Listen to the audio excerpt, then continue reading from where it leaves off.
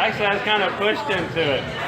I knew I was funny with my friends, but I didn't think I'd go any further than that.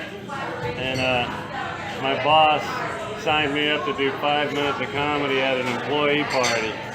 And the crowd loved me and the judges hated me, so I knew I was onto something. That's when I got bit, and it all started from that. And then I was going to open mics, and my boss said, "Look, you're out of vacation time. You're always late getting back to work. Just go ahead and try it, and if it doesn't work, I'll hire you back." And that was 28 years ago.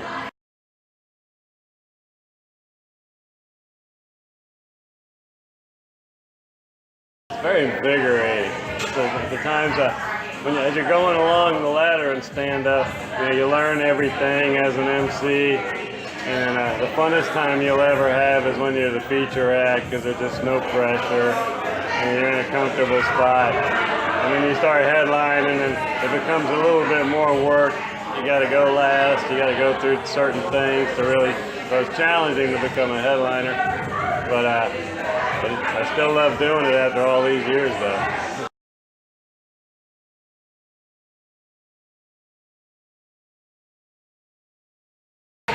Growing up, I loved all the classics. Like I listened to George Carlin and Steve Martin and Richard Pryor over and over and over in my room. And most of the guys, like my favorite guy now, is popular with these Chris Rock. No matter what he does, I just start laughing.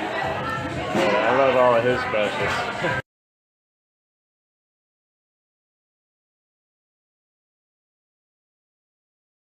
My favorite sketch comedy is always SNL, and my favorite comedy movies, most of them are classics too. I love Mel Brooks.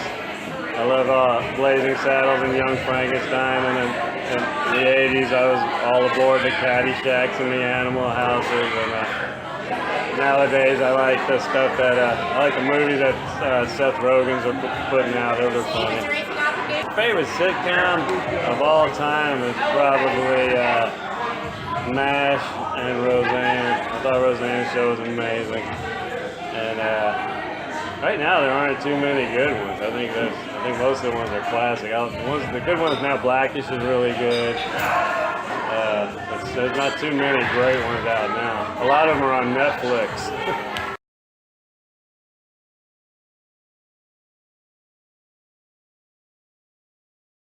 Probably George Carlin's class clown Catholic school bit. When he said lines like, one time I told a joke so funny that Mary passed a cheese sandwich through her nose. Sister Annunziata thought it was a miracle. I mean, those kind of stuff really sticks with me. And I know Cosby's in a bad way right now, but his himself special is just amazing. There's so many great bits on it.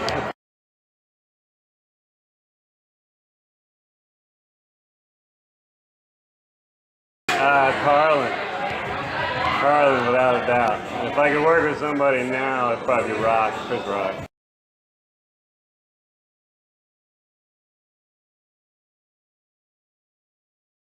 Bill Burr, he'd roast a guy real good. Whitney Cummings. Who else would be good at crushing me? Billy Gardell would be good. Who else would be good? Jim Florentine, he'd be a good guy to roast me. And maybe Ron White.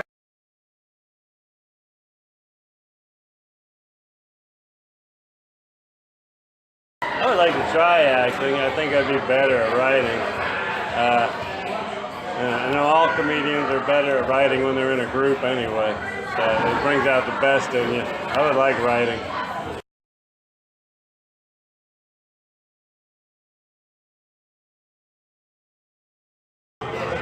I'm approaching the twilight of my career, so I'll keep working and plugging along whatever breaks come. I'm starting to put on a lot more private shows and things like that, corporate events at some places. It'll probably end up going that way with more private shows, and then my favorite clubs I'll still play.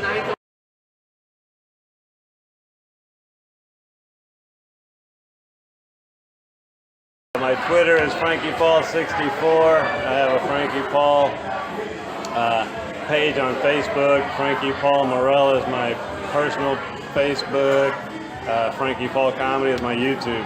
It's got all my videos on it. My website's frankiepaulcomedy.com.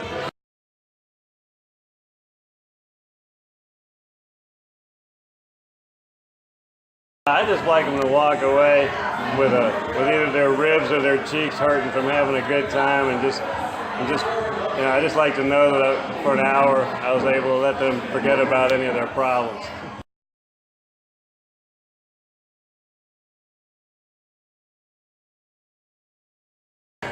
This is Frankie Paul.